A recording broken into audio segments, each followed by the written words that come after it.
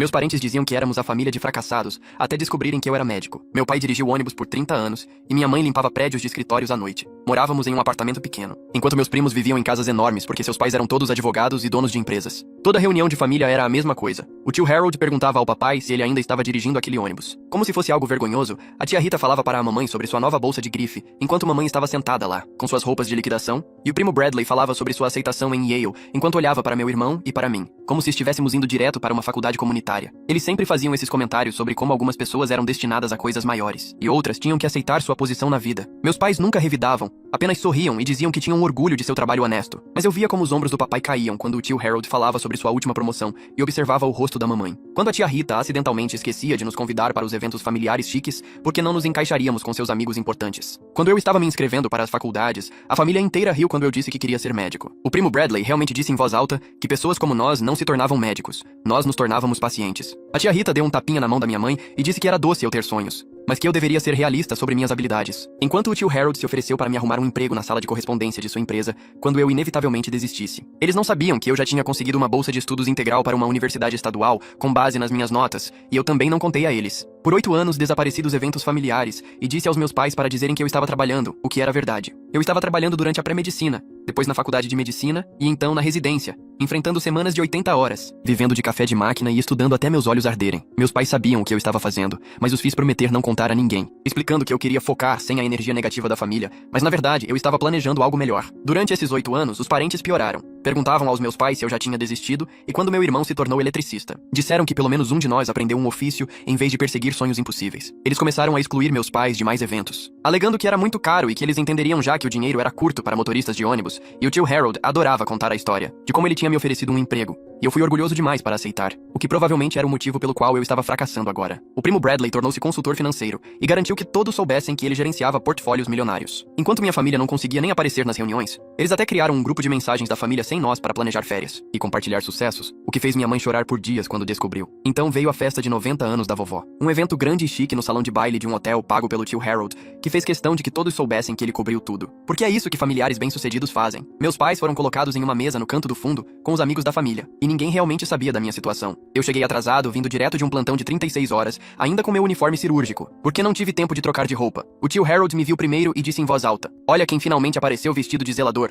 A tia Rita perguntou se eu estava trabalhando em um hospital agora, e antes que eu pudesse responder, disse que, pelo menos, o trabalho de limpeza era um emprego estável. Enquanto Bradley fez uma piada sobre como eu devia ter finalmente aceitado aquele emprego na sala de correspondência, mas em um hospital, fazendo a sala inteira rir. Foi quando o gerente do hotel se aproximou, perguntando se havia um médico presente porque alguém no saguão estava com dores no peito. Os parentes continuaram rindo enquanto eu seguia o gerente. Acabou sendo um leve ataque de pânico, mas fiquei com o homem até a ambulância chegar. O gerente ficou tão grato que anunciou para todo o salão que eles tinham sorte de ter um médico de emergência tão qualificado presente, chamando-me de Dr. Rivera ao ler meu crachá. O salão ficou em silêncio. O tio Harold perguntou o que o gerente queria dizer. E ele explicou que tinha me pesquisado e descoberto que eu era o chefe da medicina de emergência no maior centro de trauma do estado. O chefe de departamento mais jovem da história do hospital. A tia Rita riu nervosamente e começou a dizer que devia haver um engano, mas parou porque não conseguia terminar a frase. Caminhei de volta para o microfone e me apresentei adequadamente pela primeira vez em 8 anos. Levantei o microfone e bati nele 2 vezes. A microfonia cortou os murmúrios e fez todos se virarem para mim. Minha voz saiu firme, embora meu coração estivesse batendo tão forte que eu podia senti-lo na garganta. Eu disse que queria me apresentar adequadamente já que tinham se passado 8 anos. Eu disse a eles que eu era o Dr. Rivera, chefe da medicina de emergência no centro de trauma estadual. Expliquei que enquanto todos supunham que eu tinha fracassado e desistido, eu estava na verdade completando a faculdade de medicina e a residência. O salão de baile ficou completamente silencioso,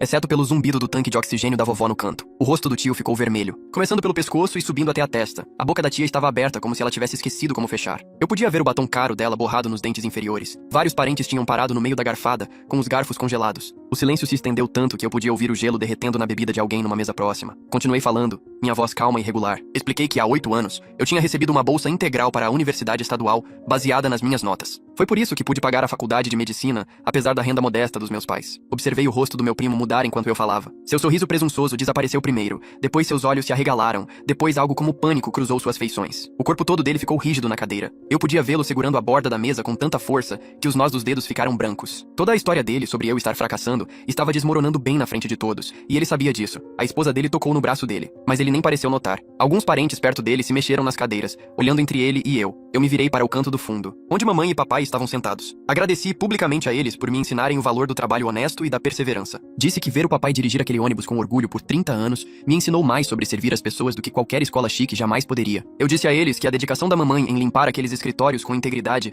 me mostrou como era o verdadeiro caráter. O rosto da mamãe se desfez e lágrimas começaram a escorrer por suas bochechas. Papai colocou o braço em volta dos ombros dela e a puxou para perto. Ambos pareciam completamente emocionados. Os olhos do papai brilhavam e ele piscava rápido como se tentasse não chorar também. Mamãe pressionou a mão sobre a boca, mas eu podia ver seus ombros tremendo. Várias pessoas na mesa deles estenderam a mão para tocar seus braços. O tio tentou interromper com uma risada forçada, que saiu alta e aguda demais. Ele se levantou meio caminho e disse: "Essa é uma notícia maravilhosa." E eu sempre soube que ele tinha potencial. Mas a voz dele falhou na palavra potencial e saiu soando estrangulada. Vários parentes se viraram para encará-lo com novas expressões em seus rostos. O ceticismo era óbvio. Pessoas que concordavam com os comentários dele sobre mim por anos agora, olhavam para ele como se o vissem de forma diferente. A tia agarrou sua bolsa de grife contra o peito, como se ela pudesse de alguma forma protegê-la de todo o julgamento, agora apontado na direção dela. Ela continuava olhando em volta para as outras mesas, tentando fazer contato visual com as pessoas, mas a maioria desviava o olhar. A mudança na sala foi quase física, como se a pressão do ar tivesse mudado. Coloquei o microfone de volta no suporte e atravessei o salão, até a mesa dos meus pais. Meu pijama cirúrgico fazia um som suave a cada passo. Mamãe e papai se levantaram antes que eu chegasse lá. Mamãe me agarrou primeiro e me abraçou tão forte que eu mal conseguia respirar. Papai envolveu nós dois com seus braços. A voz dele estava rouca quando sussurrou que estava muito orgulhoso. Então ele se afastou um pouco e perguntou por que eu não disse a eles que viria. Eu admiti que queria ver a cara de todos quando percebessem que estavam errados sobre mim por 8 anos. Papai soltou um som que foi meio risada e meio soluço. Mamãe beijou minha bochecha e suas lágrimas estavam molhadas na minha pele. A atmosfera da festa tinha mudado completamente. Pequenos grupos de parentes sussurravam e olhavam entre a nossa mesa e o assento proeminente do tio perto da vovó. Algumas pessoas fingiam comer, mas seus olhos continuavam se voltando para nós. Outros tinham desistido de fingir e apenas encaravam abertamente. Vários primos que eu mal conhecia começaram a se aproximar da nossa mesa. Eles vinham um de cada vez ou em pares, movendo-se devagar. Os parabéns deles pareciam forçados e desconfortáveis. Uma prima disse que sempre achou que eu faria algo grandioso. Outro disse que estava querendo entrar em contato ao longo dos anos. Um terceiro perguntou como era a faculdade de medicina com aquele entusiasmo falso. Todos eles tinham me ignorado completamente em eventos passados ou rido junto com as piadas do tio. Agora agiam como se sempre tivéssemos sido próximos. Mantive minhas respostas curtas e educadas, mas não fingi acreditar que o interesse repentino deles fosse real. A voz da vovó cortou o barulho. Ela chamou meu nome e acenou para que eu fosse à mesa dela.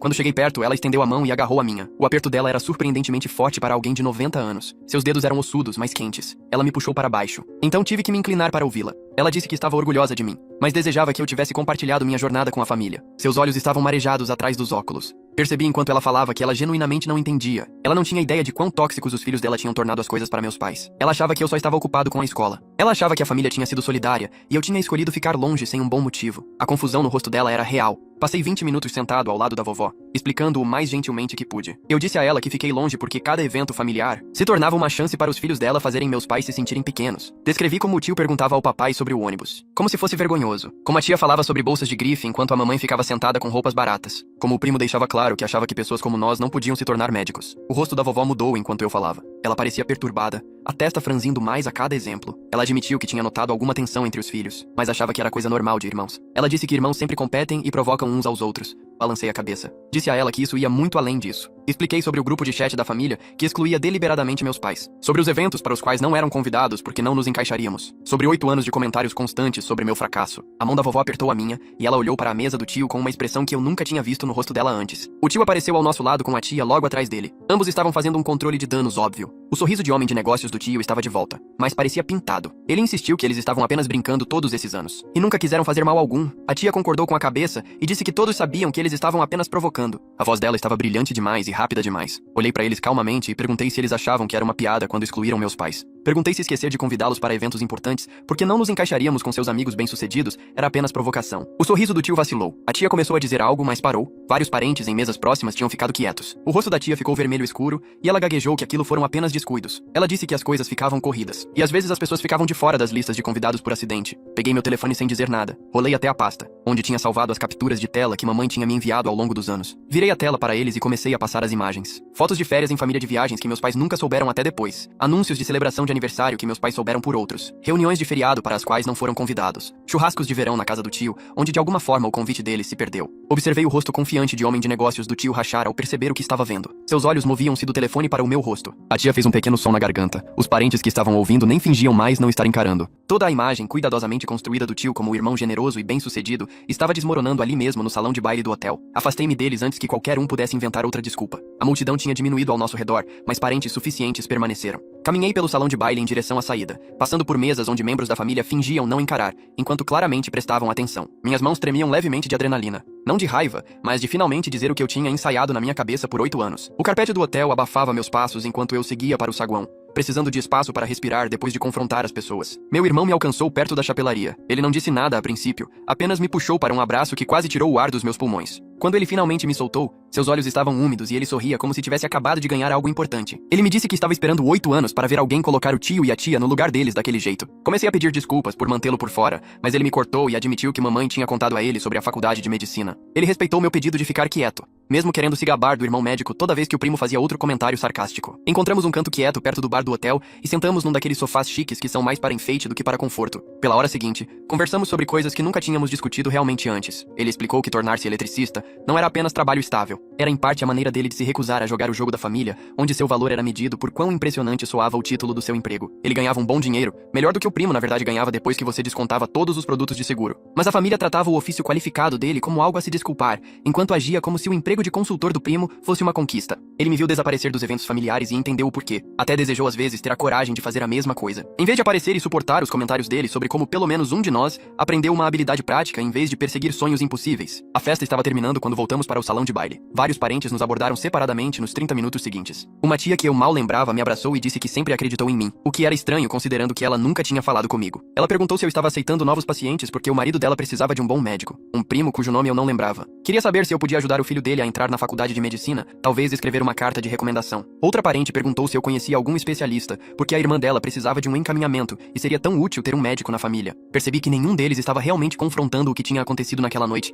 ou reconhecendo os anos de crueldade que meus pais suportaram. Eles apenas queriam ser associados ao meu sucesso agora que era público e útil para eles. Mamãe e papai me encontraram perto da saída. Os olhos da mamãe estavam vermelhos de chorar, mas ela estava sorrindo. Papai estava com o braço em volta dos ombros dela e parecia mais relaxado. Eles insistiram para que eu voltasse para o apartamento deles, em vez de dirigir para o meu condomínio do outro lado da cidade. Tentei argumentar que era tarde e eles deviam estar exaustos, mas mamãe apertou minha mão e disse que não estava pronta para dar boa noite ainda. Durante o trajeto, papai ficou quieto ao volante enquanto mamãe segurava minha mão no banco de trás. O carro parecia cheio de sentimentos. Orgulho misturado com alívio, misturado com mágoas antigas, misturadas com algo que parecia tristeza por todo o tempo que perdemos. O apartamento deles parecia exatamente o mesmo de 8 anos atrás. O mesmo sofá gasto, a mesma mesa de cozinha com a perna bamba. As mesmas fotos de família na parede que pararam de me incluir depois que desapareci das reuniões. Sentamos naquela mesa da cozinha, onde estudei para os exames de admissão, onde mamãe costumava me tomar a lição sobre termos de anatomia antes do turno da noite. Ela fez café, embora já passasse da meia-noite. Finalmente conversamos honestamente sobre os 8 anos de silêncio. Mamãe admitiu que entendia por que eu precisava desaparecer dos eventos familiares, mas sentia minha falta desesperadamente nos feriados. Ela queria contar ao tio onde eu realmente estava toda vez que ele fazia outra piada sobre meu fracasso. Papai disse que assistir o tio zombar, sem saber que eu estava tendo sucesso, tinha sido uma das coisas mais difíceis que ele suportou em 30 anos, aguentando a condescendência do tio. Pedi desculpas por fazê-los carregar o segredo sozinhos. Expliquei que estava tão focado em provar que todos estavam errados que não. Considerei totalmente como minha ausência os afetava além de poupá-los de mais julgamento familiar. Pensei na grande revelação por tanto tempo que esqueci de todos os pequenos momentos que eles enfrentaram sozinhos. Papai estendeu a mão sobre a mesa e agarrou a minha. Ele disse que faria tudo de novo porque ver a cara do tio naquela noite valeu 8 anos de comentários sarcásticos. Todos nós começamos a rir e então, de alguma forma, estávamos chorando e depois rindo de novo até nossas barrigas doerem e o café esfriar. Nos dias seguintes, meu telefone explodiu com mensagens de parentes de quem eu não ouvia falar há anos. Alguns textos pareciam genuínos, me parabenizando pelas conquistas e pedindo desculpas por não manter contato. Outros eram tão transparentes que eu quase ri. Primos distantes de repente se lembravam de que éramos próximos quando crianças. Tias e tios queriam almoçar e colocar o papo em dia. Todos pareciam ter uma história sobre como sempre souberam que eu faria algo especial. O primo mandou um texto longo pedindo desculpas pelo comportamento dele ao longo dos anos e perguntando se poderíamos tomar um café para conversar. Li 2 vezes, depois coloquei meu telefone de lado sem responder. Eu não estava pronto para deixá-lo se safar tão facilmente. O pedido de desculpas dele podia ser sincero, mas 8 anos de zombaria não desapareciam por causa de uma mensagem de texto enviada depois que ele passou vergonha na frente de toda a família. O tio ligou para o meu pai diretamente 4 dias depois da festa. Papai atendeu e imediatamente colocou no viva voz para que eu pudesse ouvir do outro lado da sala de estar. O pedido de desculpas do tio durou 10 minutos e foi cheio de justificativas. Ele falou sobre como sempre se sentiu competitivo com seu irmão mais novo. Como o contentamento do papai com uma vida modesta fazia ele sentir que sua própria ambição estava sendo julgada. Como ver o papai feliz dirigindo um ônibus enquanto ele se estressava. Com relatórios de lucros trimestrais, o fazia questionar suas próprias escolhas. Como ele precisava se sentir superior ao irmão para justificar os sacrifícios que fez pela carreira. Ouvi a coisa toda e percebi que ele ainda estava fazendo isso ser sobre ele em vez da dor que causou. Ele estava estava explicando seu comportamento em vez de realmente assumi-lo. Quando ele finalmente parou de falar, papai ficou quieto por um longo momento antes de dizer que pensaria no que o tio disse, e eles poderiam conversar de novo mais tarde. Depois que desligou, papai olhou para mim e balançou a cabeça. A tia enviou uma cesta de presentes para o apartamento dos meus pais 3 dias depois. Chegou numa enorme cesta de vinho embrulhada em celofane, cheia de queijos caros, biscoitos chiques, chocolates importados e garrafas de vinho que provavelmente custavam mais do que meus pais gastavam em compras num mês. O cartão era grosso e gravado com letras douradas. Dentro, a tia tinha escrito uma longa mensagem expressando arrependimento por quaisquer mal-entendidos ao longo dos anos. E esperando que pudéssemos seguir em frente como uma família. Mamãe leu o cartão 2 vezes, depois o colocou de lado e começou a desfazer a cesta. Ela apontou que a tia estava pedindo desculpas através de dinheiro e presentes em vez de realmente examinar seu comportamento. As comidas caras eram mais fáceis do que uma conversa honesta. Carregamos tudo em sacolas e levamos para um abrigo no centro da cidade. Mamãe ficou com a cesta para armazenamento, dizendo que pelo menos algo útil veio da culpa da tia. A segunda-feira de manhã, chegou com meu alarme tocando às 5h30, como sempre. Dirigi para o hospital pelas ruas vazias, a cidade ainda escura e quieta. A garagem estava quase vazia naquela hora. Apenas alguns carros do turno da noite espalhados pelos níveis. Passei meu crachá na emergência e fui direto para a sala dos funcionários deixar meu almoço. A sala de descanso estava mais movimentada do que o normal para as 6h da manhã, com pelo menos uma dúzia de pessoas aglomeradas em volta da cafeteira e da pequena mesa onde alguém sempre deixava rosquinhas. A conversa parou no segundo em que passei pela porta. Todos se viraram para olhar para mim e senti meu rosto esquentar. Ricardo estava perto da janela segurando uma caneca de café e a levantou em minha direção como um brinde. Ele disse a todos que o membro do conselho do hospital que compareceu à festa da vovó já tinha espalhado a história por 3 departamentos. E a essa altura metade do hospital sabia sobre o drama familiar. Eu queria desaparecer no chão. Uma das enfermeiras do turno da noite veio e tocou meu braço, dizendo que sua própria irmã não falava com ela há 5 anos porque ela se tornou enfermeira enquanto a irmã ficou na cidade pequena trabalhando no varejo. Ela disse que as famílias às vezes não conseguiam lidar quando uma pessoa subia mais alto do que esperavam. Um terapeuta respiratório compartilhou que seu pai ainda o apresentava como seu filho que trabalha no hospital, nunca mencionando que ele tinha mestrado e dirigia todo o departamento respiratório. Uma médica atendente admitiu que sua mãe ainda perguntava quando ela ia arranjar um emprego de verdade, mesmo ela praticando medicina há 12 anos. As histórias continuaram vindo, cada pessoa adicionando sua própria experiência de familiares que diminuíam seu sucesso ou não conseguiam celebrar suas conquistas. Fiquei ali segurando minha lancheira vazia, percebendo que eu não estava sozinho nesse tipo específico de mágoa. A conversa voltou aos tópicos normais de trabalho depois de cerca de 15 minutos. Mas algo tinha mudado. Esses colegas com quem eu trabalhava há anos, de repente, pareciam mais com amigos reais que entendiam algo importante sobre minha vida. Meu pager tocou às 6h15, me puxando para o caos organizado do departamento de emergência. A manhã passou rápido com o fluxo habitual de pacientes com dor no peito, problemas respiratórios, ferimentos de acidentes durante a noite. Eu estava no meio do exame de um paciente com possível apendicite quando o sistema de alto-falantes chamou meu nome pedindo para me apresentar à administração. Meu estômago embrulhou. A administradora do hospital nunca chamava chefes de departamento ao escritório dela, a menos que algo estivesse seriamente errado. Terminei com meu paciente, passei o caso para o médico que cobria meus casos e peguei o elevador para o 3º andar, onde os escritórios administrativos viviam em seu mundo acarpetado e silencioso, longe do barulho da emergência. A assistente de Peg acenou para que eu entrasse direto no escritório dela. Ela estava sentada atrás de sua mesa, olhando para a tela do computador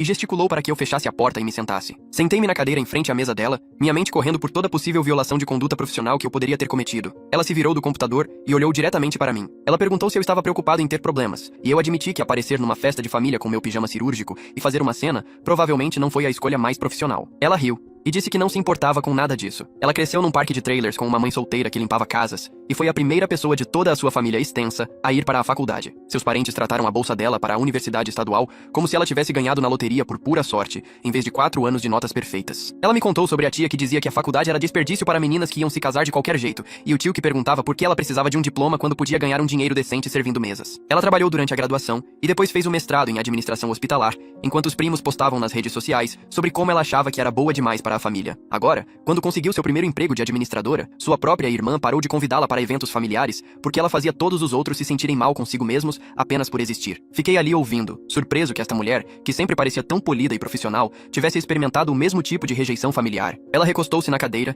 e disse que não falava com a maioria dos irmãos há 15 anos porque eles não conseguiam lidar com o sucesso dela. Cada conquista se tornava outra barreira entre eles. Quando ela foi promovida a administradora do hospital, o irmão enviou uma mensagem dizendo que ela tinha se tornado exatamente o tipo de pessoa de quem costumavam zombar quando eram crianças. Ela me avisou que minha grande revelação na festa poderia não levar à reconciliação que eu esperava. Algumas pessoas estavam investidas demais na história sobre serem superiores para admitir que estavam erradas. Elas prefeririam perder o relacionamento a encarar seu próprio comportamento. Ela disse que eu poderia precisar aceitar que alguns relacionamentos familiares estavam permanentemente quebrados e que isso não era minha culpa nem minha responsabilidade consertar. Agradeci a ela por compartilhar sua experiência e saí do escritório me sentindo mais pesado do que quando cheguei. O resto do meu turno passou num borrão de pacientes e papelada. Dirigi para casa por volta das 19 horas, exausto do longo dia e do peso emocional de múltiplas conversas sobre disfunção familiar. Eu tinha uma consulta com a Valíria às 20 horas e mal tive tempo de trocar de roupa e pegar algo para comer antes de sair novamente. O consultório dela ficava num prédio pequeno perto da universidade, subindo um lance de escadas para uma sala de espera, com cadeiras confortáveis e iluminação suave, que deveria fazer as pessoas se sentirem calmas. Eu me consultava com ela desde meu segundo ano de residência, quando as semanas de 80 horas e o estresse constante começaram a me dar ataques de pânico. Ela abriu a porta pontualmente às 20 horas e me convidou a entrar. Nos acomodamos em nossos lugares habituais, ela na cadeira perto da janela e eu no sofá contra a parede. Ela perguntou como eu estava me sentindo sobre a festa e eu contei a história toda do início ao fim. Ela ouviu sem interromper, ocasionalmente fazendo anotações em seu tablet. Quando terminei, ela perguntou o que eu esperava alcançar com a revelação pública. Comecei a responder. Depois parei porque percebi que nunca tinha examinado minhas motivações tão claramente. Ela me pressionou a pensar se eu queria vingança, justiça ou outra coisa inteiramente diferente. Passamos os 40 minutos seguintes escavando o que eu realmente queria daquele momento no microfone. Através da conversa, percebi que queria que meus pais fossem reconhecidos publicamente como boas pessoas que criaram um filho de sucesso, apesar de seus meios modestos. Eu queria que todos que viram o tio e a tia fazerem meus pais se sentirem pequenos, vissem que o julgamento deles estava errado. Eu queria que os parentes que excluíram meus pais dos eventos familiares sentissem vergonha na frente de todos. Valíria perguntou se a revelação tinha alcançado esses objetivos. Admiti que sim, pelo menos no momento. Ela perguntou se a satisfação foi tão boa quanto eu imaginei durante 8 anos de planejamento. Fiquei com essa pergunta por um longo tempo antes de responder. O momento pareceu poderoso. Ficar naquele microfone e ver os rostos deles mudarem de zombaria para choque. Mas também pareceu vazio de uma forma que eu não esperava. O constrangimento do tio e da tia não desfez os anos em que fizeram meus pais se sentirem inferiores. A dinâmica familiar não tinha mudado fundamentalmente. Eles apenas mudaram para acomodar meu novo status. E isso parecia uma vitória superficial em vez de crescimento ou cura genuínos. Valíria concordou com a cabeça como se esperasse essa resposta. Ela apontou que fantasias de vingança raramente entregavam a satisfação que imaginávamos, porque não reparavam de fato o dano subjacente. Eu tinha provado que eles estavam errados, mas isso não fez a dor dos meus pais desaparecer, nem transformou meus parentes em pessoas melhores. Saí do escritório dela me sentindo emocionalmente esgotado, mas também mais claro sobre o que realmente tinha acontecido naquela festa. Dirigi para casa pelas ruas escuras, pensando em tudo que Peg e Valíria tinham dito. Meu telefone tocou enquanto eu destrancava a porta do meu apartamento. O nome do meu irmão apareceu na tela. Ele soava cansado quando atendi. Ele me disse que o grupo de chat da família no qual eu nunca fui incluído tinha explodido em drama nos últimos dias. Aparentemente, eles o adicionaram logo após a festa, e ele estava recebendo dezenas de mensagens todos os dias. Alguns parentes estavam defendendo o tio e a tia, dizendo que todos estavam sendo duros demais com eles, e que eles só estavam brincando todos aqueles anos. Outros parentes compartilhavam suas próprias experiências de serem julgados ou excluídos pela família. Uma prima admitiu que se sentiu menosprezada por anos, porque tinha ido para uma faculdade comunitária, em vez de uma de 4 anos. Uma tia confessou que parou de ir aos eventos familiares, porque a tia Rita sempre fazia comentários sobre o peso dela. Meu irmão disse que a coisa toda era exaustiva de assistir. As pessoas estavam performando preocupação e solidariedade que nunca mostraram quando realmente importava. Todos queriam crédito por serem solidários agora, mas onde eles estavam quando a mamãe descobriu sobre o grupo de chat e chorou por dias? Onde eles estavam quando o tio contou aquela história da sala de correspondência pela 100ª vez? Ele disse que estava considerando silenciar o chat, porque ver todos reescrevendo a história para se fazerem parecer melhores estava deixando-o com raiva. Conversamos por mais 20 minutos sobre como as pessoas estavam de repente agindo como se sempre estivessem do nosso lado. E então demos boa noite. Adormeci pensando no aviso de Peg de que alguns relacionamentos poderiam estar permanentemente danificados. A semana passou num borrão de trabalho e evitando meu telefone, que continuava vibrando com mensagens de parentes de quem não ouvia falar há anos. Respondi a algumas das que pareciam genuínas e ignorei o resto. Sexta-feira à tarde, durante meu intervalo de almoço, um dos funcionários da emergência me disse que alguém estava perguntando por mim na sala de espera. Saí esperando um paciente ou talvez um representante farmacêutico, mas em vez disso encontrei o primo parado perto da mesa de registro parecendo desconfortável em seu terno caro. Ele perguntou se podíamos conversar e concordei em encontrá-lo na lanchonete. Pegamos café e encontramos uma mesa no canto, longe de outras pessoas. Ele parecia genuinamente nervoso, mexendo na xícara de café e sem fazer contato visual. Ele começou dizendo que toda a identidade dele foi construída sobre ser a história de sucesso da família. E o emprego em finanças, o apartamento legal, o pacote completo. Minha revelação na festa o forçou a confrontar algo que ele vinha evitando há anos. Ele estava vivendo às custas do diploma de Yale, enquanto trabalhava num emprego que achava completamente sem sentido. Ele passava os dias vendendo produtos financeiros para pessoas ricas que não precisavam deles. Ia para casa toda noite se sentindo vazio. Ver-me lá em cima falando sobre minha verdadeira paixão pela medicina o fez perceber que nunca sentiu paixão por nada em sua carreira. Ele tinha escolhido finanças porque pagava bem e impressionava as pessoas, não porque se importava com isso. Ele pediu desculpas pelos comentários específicos sobre pessoas como nós não se tornarem médicos. Ele admitiu que se sentiu ameaçado pela minha ambição porque ela destacava a falta de paixão dele. Se eu podia me tornar médico apesar de vir de uma família de motoristas de ônibus e faxineiros, qual era a desculpa dele para se acomodar numa carreira que o fazia infeliz? Apreciei a honestidade e disse isso a ele, mas também disse que entender por que ele foi cruel não apagava imediatamente o impacto de sua crueldade. Ele passou anos fazendo eu e meus pais nos sentirmos inferiores, e essas feridas não cicatrizavam só porque ele teve uma epifania sobre suas próprias escolhas de vida. Reconstruir a confiança levaria tempo e comportamento alterado consistente, não apenas uma conversa honesta. Ele concordou e disse que entendia. Perguntou se talvez pudéssemos tentar tomar um café de novo em algumas semanas, e eu disse talvez. Ele saiu parecendo ao mesmo tempo aliviado e desapontado, e voltei ao trabalho. 2 dias depois, meu pai ligou para dizer que o tio tinha solicitado uma reunião com ele. mamãe e eu. Concordamos em nos encontrar num restaurante neutro em vez da casa de alguém, escolhendo um lugar tranquilo perto do apartamento dos meus pais. O tio chegou 10 minutos adiantado, e eu o observei pela janela do restaurante enquanto nos aproximávamos. Ele parecia mais velho do que eu jamais o tinha visto, os ombros menos eretos e o rosto mostrando linhas de estresse que eu não lembrava. Sua presença de comando habitual foi substituída por algo que parecia quase humildade. Sentamos numa mesa perto do fundo, e o garçom trouxe água e cardápios. O tio não abriu o cardápio, apenas ficou ali olhando para as mãos. Ele começou a falar sem levantar a cabeça. A voz dele saiu quieta e rouca, como se tivesse praticado o que dizer, mas as palavras ainda doessem ao sair. Ele pediu desculpas aos meus pais por 30 anos diminuindo-os e fazendo-os se sentirem inferiores a ele. Então disse algo que eu não esperava. Ele contou ao papai que o pai deles, meu avô, que morreu antes de eu nascer, sempre favoreceu o papai, embora Harold fosse quem tinha grandes planos e ambição. O vovô se gabava do trabalho honesto do papai dirigindo o ônibus e como ele era um bom homem que tratava as pessoas bem. Mas mal mencionava o sucesso empresarial de Harold. Harold disse que passou toda a vida adulta tentando provar que valia mais que seu irmão mais novo, ganhando mais dinheiro e tendo uma casa maior e uma vida mais chique. Ele achava que se pudesse mostrar a todos o quão bem-sucedido era, talvez compensasse nunca ter sido o filho favorito. Papai ficou muito quieto enquanto Harold falava, e observei o rosto do meu pai passar por cerca de 10 emoções diferentes. Quando Harold finalmente parou de falar e olhou para cima, o maxilar do papai estava tenso. Ele disse que nunca soube que Harold se sentia assim sobre a atenção do vovô. Ele nunca percebeu que o pai deles fazia Harold se sentir em segundo plano. Mas então a voz do papai ficou mais dura, e ele disse que isso ainda não desculpava 30 anos fazendo sua esposa e filho se sentirem um lixo. 30 anos de comentários sobre o trabalho de motorista de ônibus. 30 anos da tia tratando a mamãe como se ela fosse pobre demais e simples demais para importar. 30 anos rindo de mim por querer ser médico. O rosto de Harold ficou vermelho, e ele assentiu rápido, dizendo que o papai estava certo e perguntando o que ele poderia fazer para consertar as coisas agora. Papai recostou-se na cadeira e cruzou os braços. Ele disse que Harold não podia consertar 30 anos com um pedido de desculpas e alguma explicação sobre a infância. O que ele precisava era mostrar mudança de comportamento ao longo do tempo, não fazer grandes promessas ou gestos grandiosos que desapareceriam em algumas semanas. Ele disse que acreditaria que Harold estava diferente quando visse acontecer consistentemente,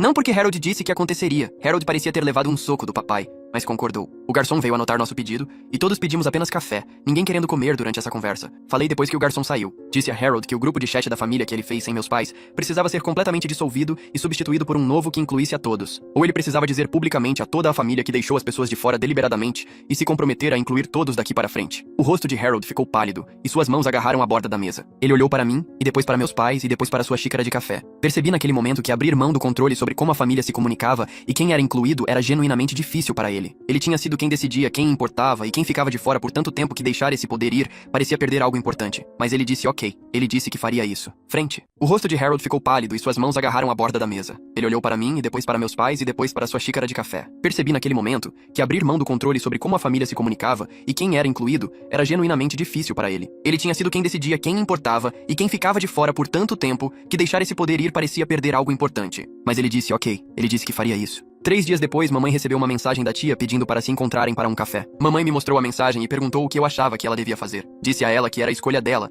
mas que a tia provavelmente queria se desculpar. Agora que Harold tinha feito isso, mamãe concordou em encontrá-la numa cafeteria perto do apartamento deles. Ofereci ir junto para apoiar, mas mamãe disse que precisava fazer isso sozinha. Ela encontrou a tia numa quinta-feira de manhã e voltou para casa 2 horas depois parecendo exausta. Ela sentou à mesa da cozinha e contou a mim e ao papai o que aconteceu. A tia chorou durante a maior parte da conversa. Ela pediu desculpas por anos de crueldade, tanto pelos comentários maldosos óbvios, quanto pelas maneiras sutis como fazia a mamãe se sentir menos importante. Ela admitiu que se sentia mal sobre sua própria origem e encobria isso agindo como se sua riqueza e status atuais a fizessem melhor que todos os outros. A tia cresceu pobre também, mais pobre que meus pais, e casou com Harold em parte porque a família dele tinha dinheiro. Ela passou anos tentando provar que pertencia àquele mundo, rebaixando qualquer um que a lembrasse de onde ela veio. Mamãe era esse lembrete. Toda vez que a tia via a mamãe com roupas de loja de departamento ou ouvia sobre a rota de ônibus do papai, isso a fazia pensar na vida da qual escapou e na pessoa que costumava ser. Mamãe disse à tia que aceitava o pedido de desculpas, mas precisava de tempo para confiar que a mudança era real. Ela disse que não estava interessada em ser repentinamente parte do círculo social da tia, agora que eu era bem-sucedido e fazia a família parecer bem. Se a tia quisesse reconstruir o relacionamento,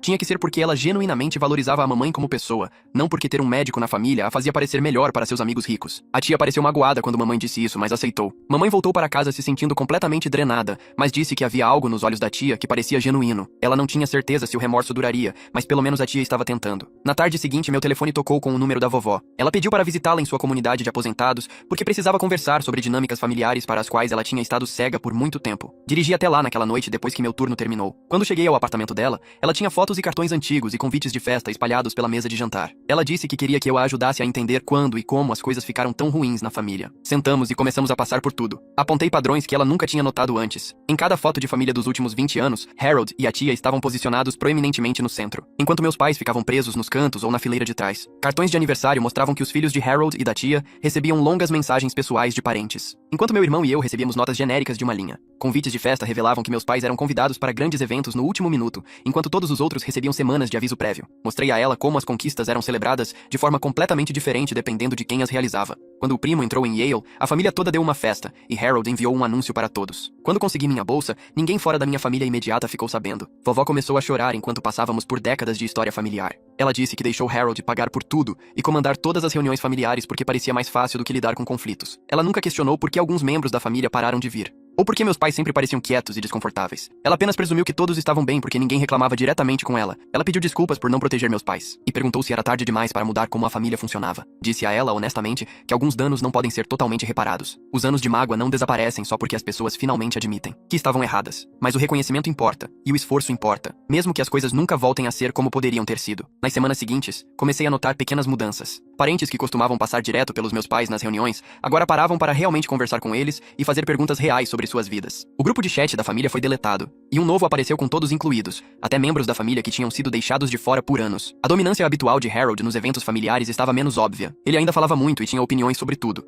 mas perguntava a outras pessoas o que achavam, em vez de apenas anunciar decisões. As mudanças pareciam instáveis, e às vezes falsas, como se as pessoas estivessem encenando ser melhores em vez de realmente serem melhores. Mas ainda eram mudanças. Meu irmão me ligou num sábado e perguntou se eu queria almoçar. Nos encontramos num lugar a meio caminho entre nossos apartamentos e passamos 2 horas conversando sobre tudo o que estava acontecendo com a família. Ele admitiu que estava lutando com a raiva, sobre como as pessoas de repente tratavam nossos pais melhor só porque eu me tornei médico. Ele disse que mamãe e papai mereciam respeito o tempo todo por serem boas pessoas que trabalharam duro e criaram seus filhos direito. Não apenas porque um desses filhos alcançou algo impressionante que fez a família parecer bem. Concordei com ele completamente. O fato de ter sido necessário o meu sucesso para fazer as pessoas tratarem nossos pais decentemente dizia tudo sobre o quão superficiais eram esses relacionamentos. Sugeri que talvez algumas pessoas genuinamente não percebessem como seu comportamento afetava os outros, até que alguém deixasse claro: nem todos que participam de dinâmicas familiares tóxicas são conscientemente cruéis. Alguns estão apenas seguindo padrões estabelecidos sem pensar até que alguém os interrompa. Meu irmão considerou isso, mas ainda parecia não convencido. Ele disse: intenção não apaga impacto, e eu concordei com isso também. Ficamos em silêncio por um tempo,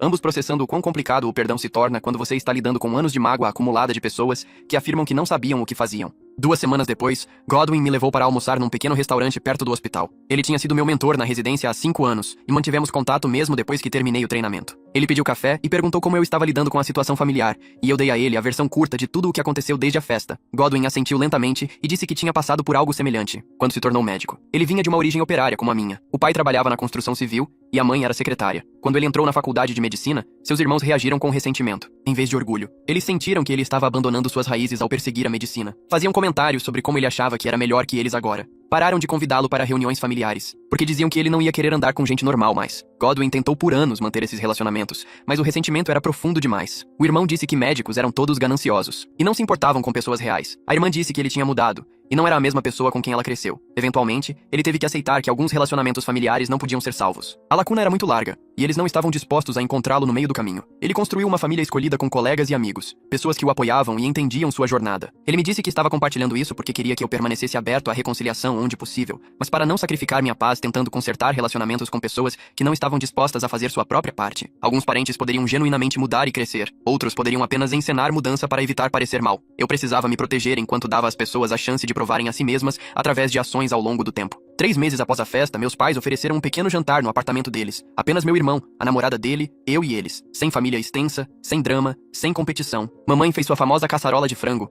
e papai grelhou vegetais na pequena churrasqueira da varanda. Sentamos ao redor da mesma mesa de cozinha onde estudei para os exames anos atrás. O apartamento parecia quente e confortável, de uma maneira que as reuniões familiares em hotéis e restaurantes chiques nunca foram. Papai levantou seu copo de água e disse que era assim que a família deveria ser sentir. Pessoas que genuinamente se amam e apoiam sem competição ou comparação. Ele estava grato que nós 4 sempre tivemos isso, mesmo quando a família extensa era tóxica. A namorada do meu irmão pareceu um pouco emocionada e mencionou que a própria família dela era complicada também. Ela apreciava ser incluída em algo que parecia real e seguro. Passamos 3 horas comendo, conversando e rindo sobre nada importante. Mamãe contou histórias constrangedoras sobre meu irmão e eu quando crianças. Papai compartilhou memórias de seus dias de motorista de ônibus, os passageiros regulares que se tornaram amigos ao longo dos anos. Meu irmão falou sobre um trabalho elétrico complexo que tinha acabado de terminar e o quão orgulhoso estava de resolver um problema que tinha confundido outros eletricistas. Eu compartilhei uma história sobre um paciente que chegou à emergência convencido convencido de que estava morrendo, mas acabou sendo apenas gases muito fortes. Estávamos apenas sendo nós mesmos, sem nos preocupar com julgamento ou manter placar. Depois do jantar, mamãe trouxe café e anunciou que tinha novidades. Ela estava se aposentando do trabalho de limpeza. Tinha trabalhado à noite por 30 anos e finalmente era elegível para a pensão.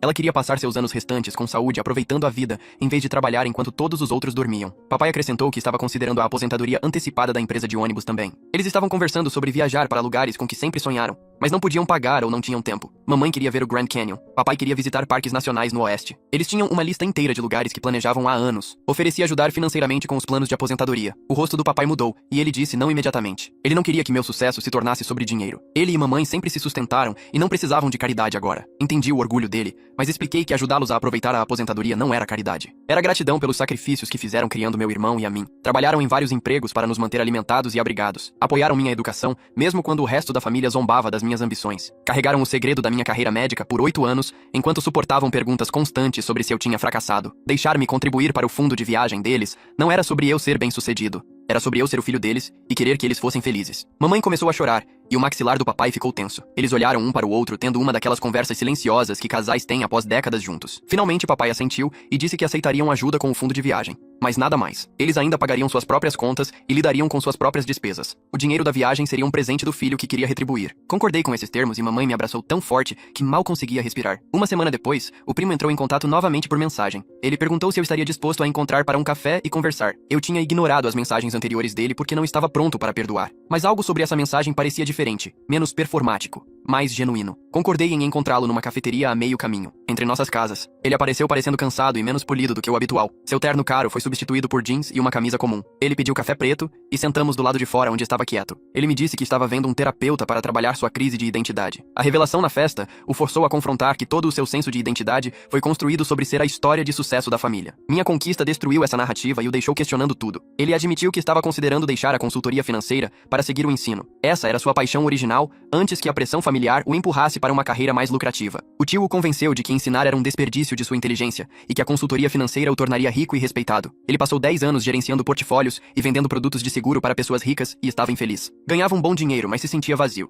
Pediu desculpas novamente pelo comportamento ao longo dos anos e disse que entendia se eu não pudesse perdoá-lo. Ele só queria que eu soubesse que estava tentando mudar. Apreciei a honestidade dele e decidi compartilhar algumas das minhas próprias lutas. Durante a faculdade de medicina, questionei se estava perseguindo a medicina pelas razões certas ou apenas para provar que minha família estava errada. Houve noites em que quase desisti porque a motivação parecia corrompida. Tive que trabalhar isso com meu próprio terapeuta e descobrir que minhas razões podiam ser complicadas. Eu podia querer ajudar as pessoas e também querer provar que o tio estava errado. Ambas as coisas podiam ser verdade. Encorajei o primo a explorar o ensino se essa fosse sua verdadeira paixão. Ganhar menos dinheiro, mas ser feliz valia mais do que ser rico e miserável. Conversamos por 2 horas. A conversa mais honesta que já tivemos. Não éramos próximos e talvez nunca fôssemos, mas havia potencial para um relacionamento respeitoso se ele continuasse crescendo e fazendo o trabalho. Nos meses seguintes, notei o tio fazendo esforços genuínos para mudar seu comportamento. Ele se afastou do controle financeiro dos eventos familiares e pediu a outros parentes que ajudassem a planejar e hospedar reuniões. Isso era claramente difícil para ele. No dia de ação de graças, ele sugeriu que diferentes membros da família pudessem contribuir com pratos em vez de ele fornecer tudo. No planejamento de Natal, pediu opiniões em vez de apenas anunciar decisões. Outros parentes pareciam surpresos, mas gratos. Vários mencionaram aos meus pais que se sentiram atropelados pela dominância do tio por anos, mas não sabiam como abordar isso. O esforço dele era perceptível,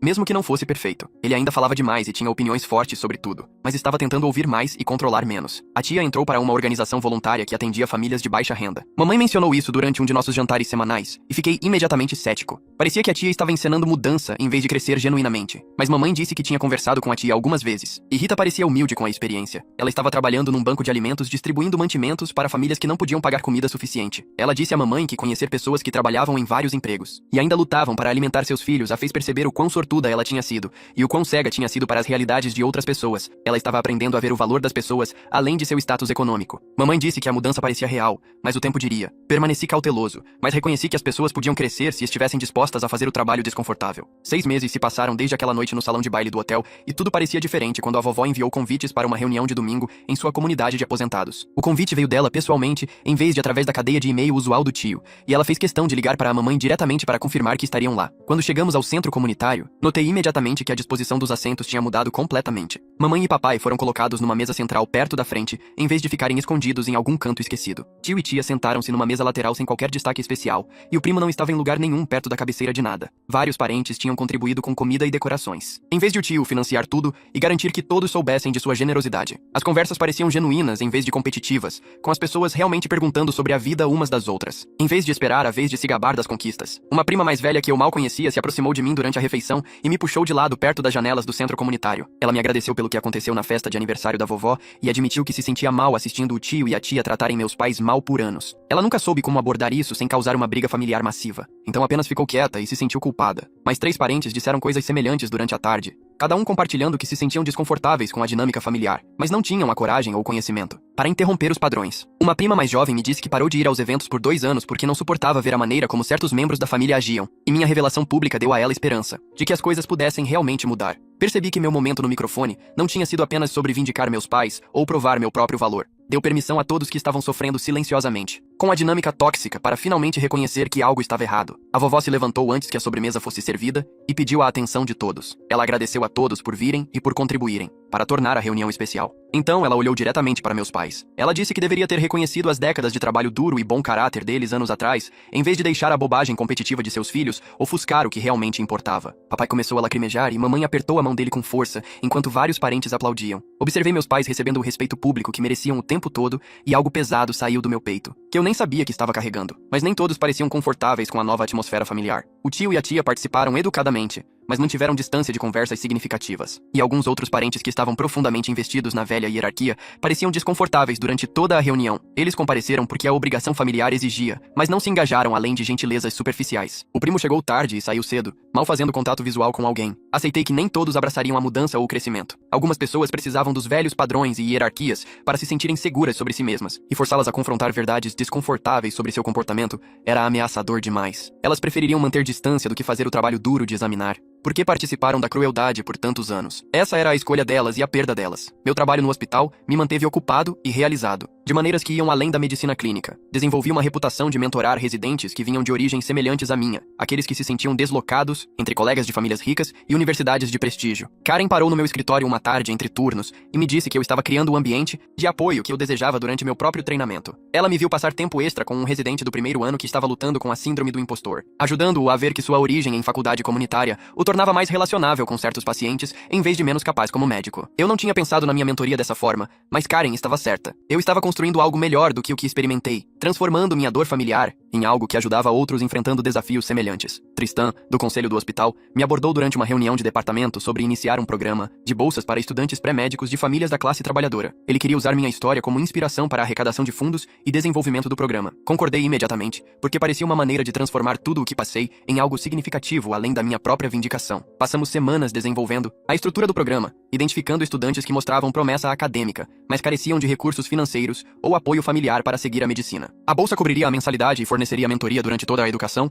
dando-lhes o sistema de apoio que eu tinha construído principalmente para mim mesmo através de pura determinação. Durante uma reunião de planejamento, Tristan mencionou que minha revelação familiar inspirou o conselho a pensar de forma diferente sobre diversidade na medicina, reconhecendo que a origem econômica criava barreiras tão significativas quanto outras formas de discriminação. Meu irmão ligou numa noite soando animado e nervoso ao mesmo tempo. Ele tinha pedido sua namorada de longa data em casamento, e ela disse sim, e ele queria que eu fosse seu padrinho. Encontramos para jantar para comemorar e durante a refeição ele me agradeceu por aguentar a pressão da família por tantos anos. Ele explicou que minha decisão de seguir a medicina, apesar da zombaria deles, deu a ele liberdade para escolher seu próprio caminho com menos pressão. Enquanto todos estavam focados em se eu falharia em me tornar médico, ele silenciosamente se tornou eletricista sem enfrentar o mesmo nível de julgamento. Disse a ele que nunca tinha pensado nisso dessa forma. Ele disse que me ver recusar deixar a família, definir meu valor, ensinou a ele que as opiniões deles não tinham que controlar suas escolhas. Ele estava genuinamente feliz em seu trabalho e grato por não ter deixado o julgamento deles empurrá-lo para alguma carreira que ele não queria apenas para provar algo. Passamos horas conversando sobre nossa infância e como ambos encontramos maneiras de sobreviver à dinâmica familiar, e me senti mais próximo dele do que me sentia em anos. Preparar o discurso de padrinho me forçou a pensar profundamente sobre relacionamentos familiares e o que a reconciliação realmente significa. escrevi e reescrevi o discurso várias vezes, tentando capturar algo honesto sobre como as famílias podem ser complicadas e imperfeitas. Às vezes, o melhor resultado não é a reconciliação perfeita, onde todos se tornam próximos e amorosos. Às vezes, o melhor que você pode esperar é o reconhecimento honesto do dano e o esforço genuíno para a mudança. Alguns parentes cresceram e estavam fazendo esforços reais para serem melhores. Outros permaneceram distantes e desconfortáveis, incapazes ou não dispostos a examinar seu próprio comportamento. Estava tudo bem. Eu não precisava que todos se transformassem completamente ou se desculpassem perfeitamente. Eu só precisava que parassem de ferir ativamente meus pais e criassem espaço para dinâmicas mais saudáveis no futuro. O dia do casamento chegou com céu limpo e clima quente. A cerimônia foi bonita e incluiu tanto o círculo modesto de amigos dos meus pais quanto a família extensa, todos se misturando mais naturalmente do que em décadas. O tio e a tia compareceram e se comportaram adequadamente, sentando-se quietos durante a cerimônia e fazendo conversa. Educada na recepção. Ainda havia algum constrangimento quando interagiam com meus pais, mas a atmosfera parecia respeitosa em vez de tóxica. Eles não tentaram dominar as conversas ou fazer tudo ser sobre eles. Trouxeram um presente generoso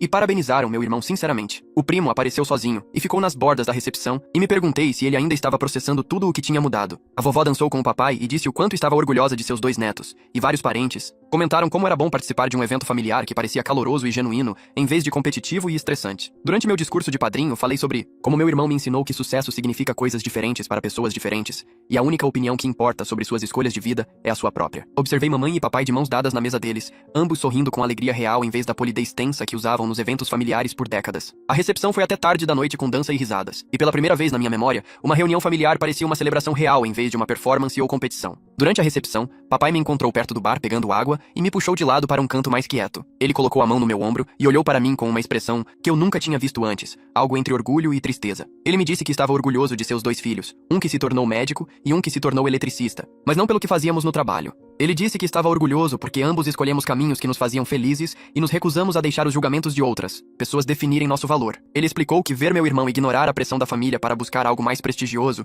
ensinou a ele que sucesso significava coisas diferentes para pessoas diferentes. Então ele olhou para mim e disse que me ver desaparecer por 8 anos para construir minha carreira sem a validação deles mostrou a ele que às vezes a coisa mais forte que você pode fazer é se retirar de situações tóxicas até estar pronto para enfrentá-las em seus próprios termos. A voz dele falhou um pouco quando disse que passou 30 anos se sentindo um fracasso porque seu irmão e cunhada o faziam se sentir assim, mas ver seus 2 filhos vivendo autenticamente o fez perceber que tinha tido sucesso na única coisa que realmente importava. Eu o abracei forte e senti 8 anos de distância entre nós desmoronarem naquele momento. Mais tarde, mamãe me chamou para dançar, embora nenhum de nós realmente soubesse como, e nós nos arrastamos desajeitadamente na pista de dança enquanto ela segurava minhas mãos com força. Ela me disse que os últimos 8 anos foram difíceis, vendo a família perguntar se eu já tinha desistido e não podendo contar a verdade. Ela disse que houve noites em que chorou depois de limpar prédios comerciais, porque sentia minha falta nos feriados e jantares de família, até mesmo nos terríveis. Mas então ela sorriu e disse que me ver atravessar aquele salão de baile do hotel na festa da vovó e reivindicar minhas conquistas na frente de todos que duvidaram de mim foi um dos melhores momentos de toda a sua vida. Ela me disse que suportaria cada comentário condescendente da tia Rita